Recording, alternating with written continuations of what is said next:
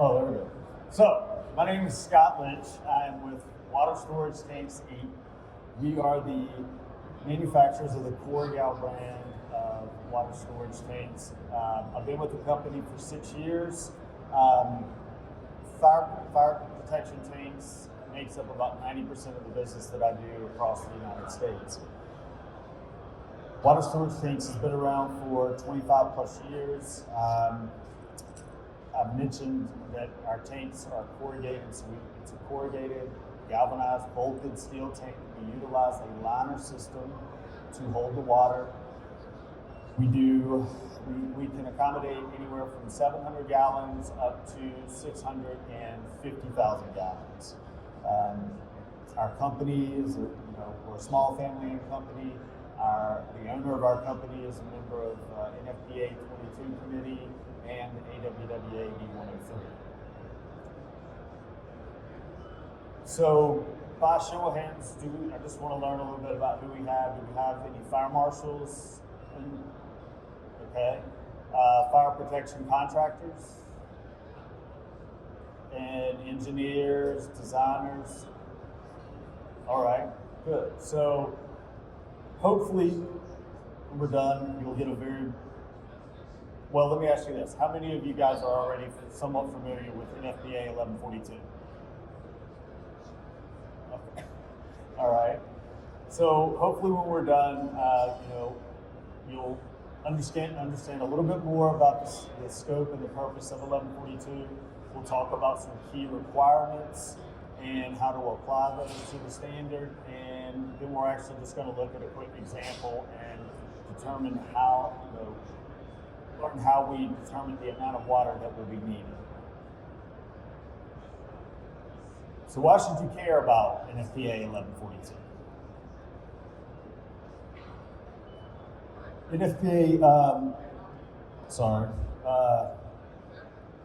So for those that are familiar with NFPA 1142, most of the time people think it means the middle of nowhere. Farmland, small towns, etc.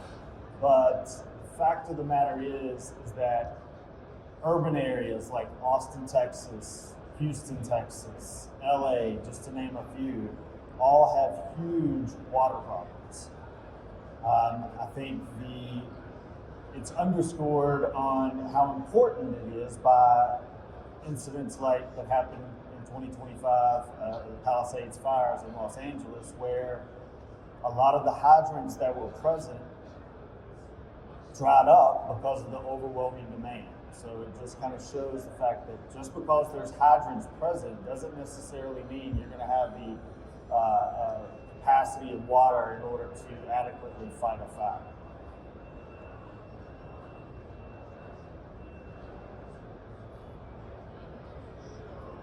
So International Fire Code, International Business Code are two of the codes that are used to determine the amount of water that's needed.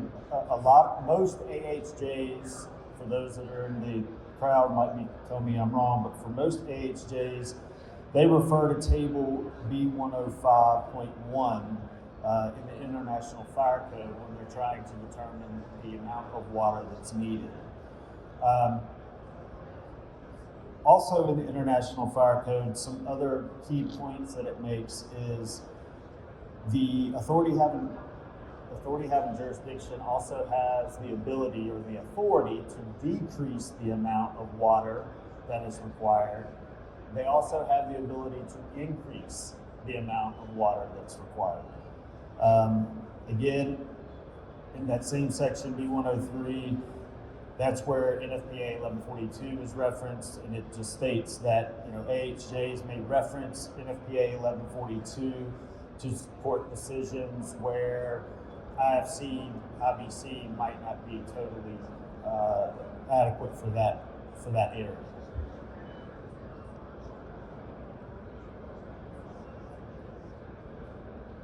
So, as I've stated, the purpose of NFPA 1142 is to support, and help the AHJs determine the minimum amount of water required for a certain area.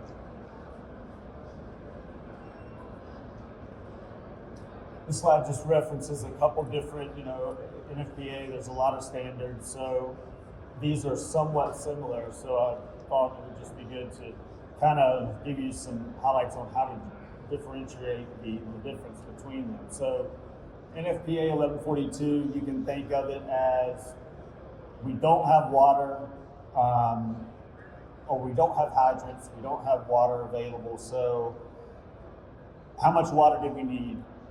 And how do we need to store it and be able to deliver it to the area to fight the fire? NFPA 13, you can think of it as we're installing sprinklers. How should we design them and what should the layout be? And then NFPA 24 is, okay, we have a hydrant or a tank. How are we going to get that water from said apparatus to the building or the standpipe? I apologize because this slide's a little out of sync. It should have been at the end, but and you'll see why, because this is talking about, all right, we've determined how much water we need, now how are we going to store it? So a couple different options is a detention pond or, a detention pond or a tank.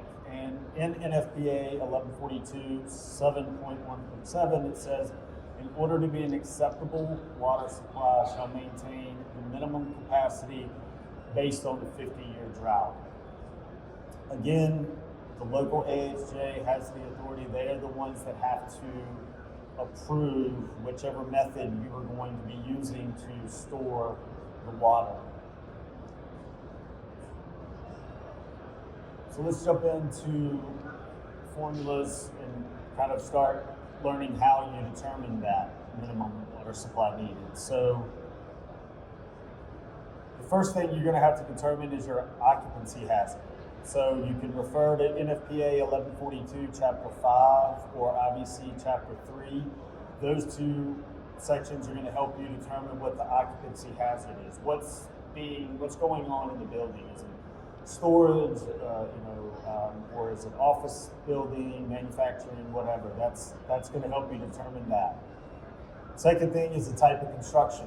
Again, NFPA 1142 Chapter 6 is going to help you determine the type of construction, as well as IBC Chapter 6 is going to take you through the different types of construction. So just to give you an idea on types of construction, so type 1 is going to be, it's the most fire resistant material. And then type 5 is going to be the most combustible. So wood framing, so a single family dwelling, small apartment buildings, and then everything in between, you can refer to the standard to determine what type of construction your building is. Structural dimensions. So when you're calculating minimum water supply in 1142, you're going to need the cubic feet of that building. So you're going to need the length, the width, and the height of that structure. And then exposures. Exposures refers to other buildings that are detached, that are within 50 feet of the building and are 100 square feet or larger, or they fall under occupancy hazard 3 or 4, regardless of the size. So you're going to need to know, are there other buildings close by?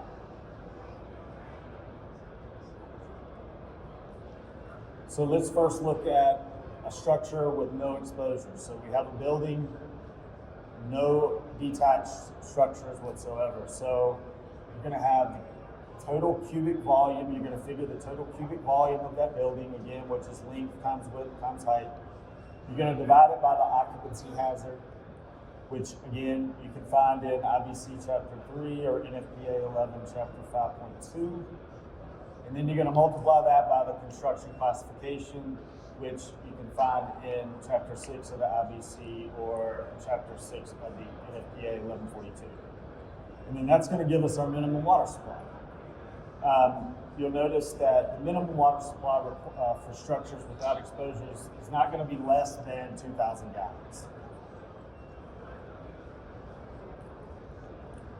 So for structures with exposures, it's the exact same formula, except for you're just adding a 1.5 multiplier at the end, which represents 50% increase in the required fire flow for that additional risk. Again, with structures with exposures, the minimum requirement is not going to be less than 3,000 gallons, regardless of whatever you're calculating. If your calculation comes up to less than, then it's going to be 3,000 gallons.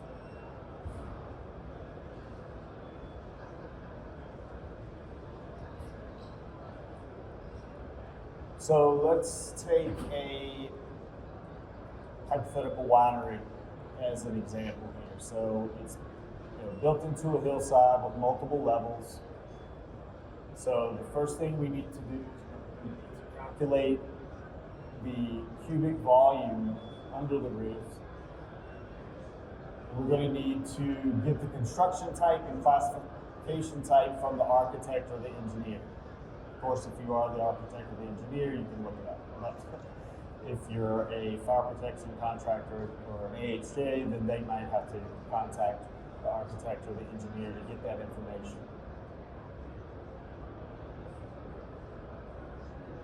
So now you're going to take and to get, calculate the cubic volume. You're going to get the cubic volume of all the shaded areas of the building. But you're also going to have to go back to the slide for a second. You're also going to have to figure the volume of this area as well, because it's the total cubic volume of the building. So all of this is going to come into play as well when you're determining the minimum requirement. So let's assume that it works out to 90,000 cubic feet. The engineer tells us that it's a type 2 construction.